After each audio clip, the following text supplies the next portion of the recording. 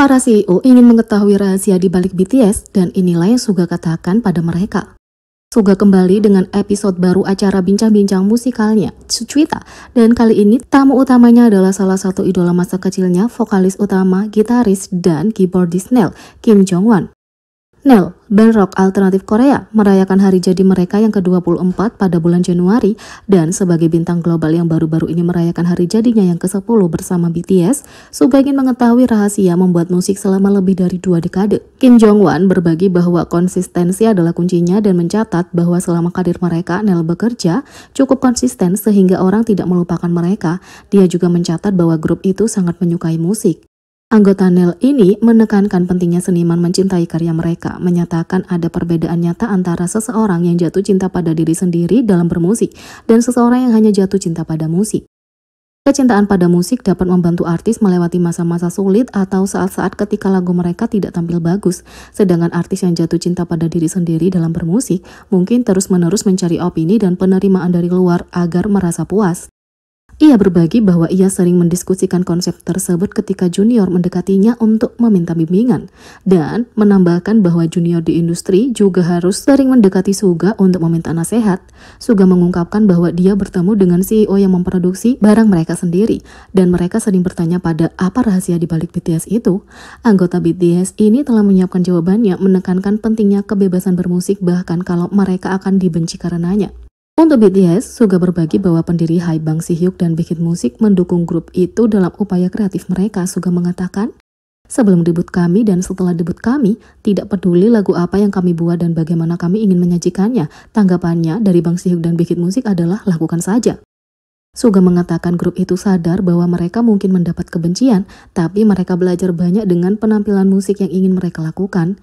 Anggota BTS ini menambahkan bahwa dia telah didekati oleh sesama idola yang ingin bersolo karir, dan sarannya untuk mereka adalah berusaha semaksimal mungkin dalam menunjukkan warna mereka atau melakukan sesuatu yang populer, mengakui bahwa tidak ada jalan tengah. Berbicara tentang bakat BTS selama episode itu, Kim Jong-wan dari Neil mengakui bahwa dia takut dengan vokal Maknae Jungkook. Para penggemar sudah tahu tentang kecintaan Suga pada musik Neil, tapi duduk berhadapan dengan idola musikalnya, anggota BTS itu tidak bisa menahan diri untuk tidak meluapkan emosinya lagi, mengulangi dampak musik Kim terhadap dirinya. Terlepas dari dinamika idola penggemar mereka, Kim dan Suga juga bekerja sama untuk rekaman solo Suga Day 2. Kim tampil di lagu berjudul Dear My Friend. Selama episode Suchwita ini, percakapan keduanya secara alami mengalir ke lagu mereka. Kim Jong-wan menyebutkan bahwa aturannya untuk berkolaborasi dengan artis lain adalah melihat portofolio mereka dan menilai apakah mereka benar-benar menyukai musik. Ketika dia melihat katalog Suga, dia menyadari bahwa dia adalah orang yang tepat untuk diajak bekerja sama. Faktanya, untuk mengerjakan lagu tersebut dengan baik, Kim menghentikan semua proyeknya yang lain. Ketika Suga menanyakan alasannya, dia menjawab, karena liriknya sangat nyata, aku tidak bisa menganggap enteng hal ini. Meski berstatus veteran sebagai musisi, Kim mengakui awalnya sangat takut dan alasannya adalah Jungkook. Setelah perilisan Day 2, Suga menyebutkan selama siaran langsung bahwa demo untuk Dear My Friend sebenarnya dinyanyikan oleh Jungkook dan dia bahkan memainkan sedikit untuk ARMY. Kim terus terang mengakui bahwa vokal pemandu Jungkook sangat bagus sehingga membuatnya ragu untuk merekam versinya sendiri karena khawatir tidak akan cocok dengan level yang sama. Dia juga memuji warna vokal unik Maknae BTS ini, bahkan mengakui bahwa dia secara tidak sadar mencoba untuk menciptakan kembali, membawakan lagu Jungkook meskipun mengetahui bahwa Suga mungkin menginginkan versi uniknya pada lagu itu. Suga tidak bisa tinggal diam dengan penyebutan anggota mudanya dan setuju bahwa Jungkook adalah vokalis yang luar biasa. Kim bukan satu-satunya yang terkesan dengan penampilannya, tapi Suga menyebutkan bahwa orang lain yang mendengar paduan itu juga memberikan banyak pujian untuk anggota termuda BTS ini. Nah, setelah demo lagu itu, Big Hit Music rupanya meminta Suga agar Jungkook tidak lagi menyanyikan lagu Guide-nya.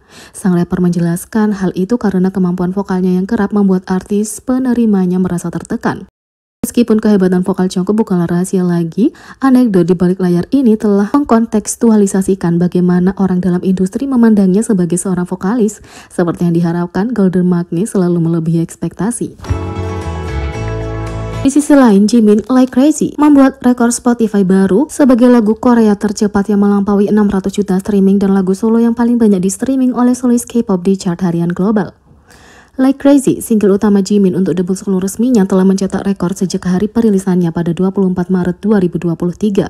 Single hit ini telah menjadi berita utama karena penjualan yang mengesankan dan jumlah streaming di berbagai musik, platform konsumsi secara global. Keberhasilannya terutama terlihat pada platform streaming musik terbesar di dunia, Spotify. Hampir 7 bulan setelah dirilis, momentum kesuksesannya masih tidak terganggu, meskipun banyak rilis baru selama berbulan-bulan. Sebuah bukti dari pengaruhnya sebagai solois, dalam beberapa hari terakhir, Jimin telah mencapai 3 rekor baru yang menakjubkan di Spotify dengan Like Crazy. Pada tanggal 17 Oktober, lagu itu melampaui 600 juta streaming di platform. Pencapaian ini hanya dalam 207 hari. Dengan demikian, lagu ini mencetak rekor baru sebagai lagu Korea tercepat dalam sejarah yang mencapai tonggak sejarah ini, mengalahkan rekor sebelumnya yaitu 234 hari yang dipegang oleh BTS My Universe. Dengan pencapaian yang sama, Like Crazy juga mencetak rekor baru sebagai lagu solo tercepat oleh solois K-pop yang mencapai prestasi ini, mengalahkan rekor sebelumnya yang dipegang oleh Money milik Lisa yaitu 474 hari.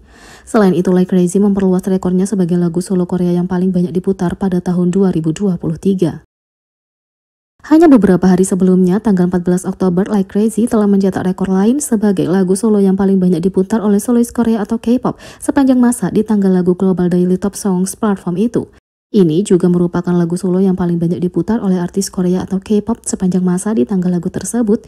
Ini mengasumsikan rekor pencapaian 457 juta streaming yang difilter di tanggal lagu, melampaui rekor sebelumnya yaitu 456 juta streaming yang dipegang oleh Lisa Money. Dalam berita lain, Like Crazy juga memperpanjang rekornya di chart Billboard Global 200 sebagai lagu dengan charting terlama oleh solois Korea atau K-pop di chart sebagai seri setelah menghabiskan 29 minggu berada di peringkat tersebut. Di tanggal lagu Billboard Global, kecuali Amerika Serikat, lagu ini juga menghabiskan 29 minggu berada di peringkat tanggal lagu untuk memperpanjang rekornya sebagai lagu solo terlama yang berada di tanggal lagu oleh solois Korea atau K-pop.